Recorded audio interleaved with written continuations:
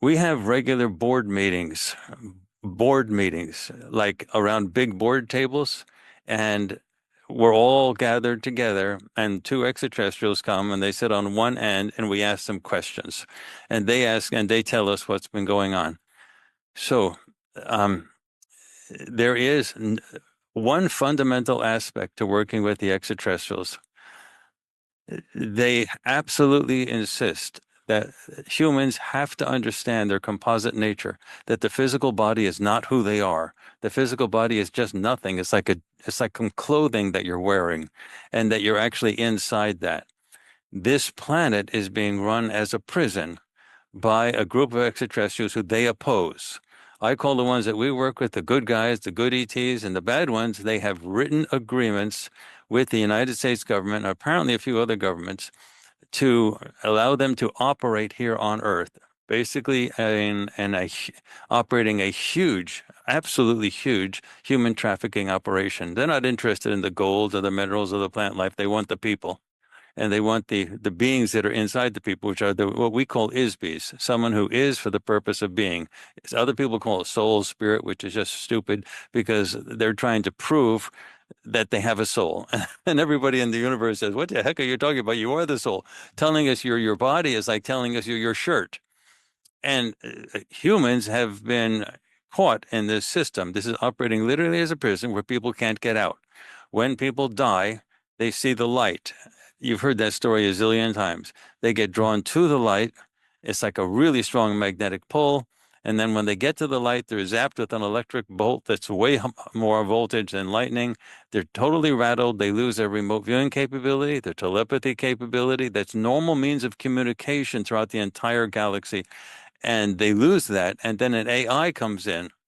It's all computerized. An AI comes in and says, we've been talking about your case with the Council of Elders. You see the Council of Elders over there? Yeah, you're a very important person, the Council of Elders. And we think that, remember that argument you had with your son or daughter and your grandmother or whatever? We think there's a couple wrinkles in your personality you need to work on. Now, with no memory, been rattled, no telepathy, no remote viewing capability, you inevitably say, sounds good to me. And that cycles you back in the system. This is a psychological prison. It's not held with bars and cement and things like that in a physical prison that we have here. It's a psychological prison. So if the psychology is broken, the prison gets broken down. The good ETs, the ones that we work with, they consider everybody on Earth as their friends and relatives who were taken from them like zillions of years ago and placed here. This is also a repository for bad people. That's why we have so many crazy criminals that are pedophiles, that are perverts and things like that, that violent people. Bad people get thrown here as well. But they also, because once you get in here, you can't get out, and it just keeps them out of the system. And so but you also have the vast majority of everybody are just people who were, thrown here. Maybe they didn't pay their taxes. Maybe they did a wink to somebody's daughter, and it was a powerful bureaucrat. Somebody, maybe for whatever reason, they were political opponents. They were running in the guerrilla groups that were opposing the authoritarian groups. Whatever happened, they get put here.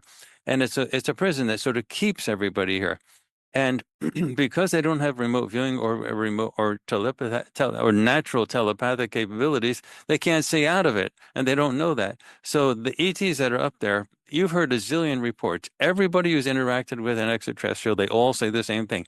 They speak telepathically. That's how they communicate. They Yeah. do not use English. They do not move their mouth and have sounds come out and then listen to their ears. They all communicate perfectly well with telepathy.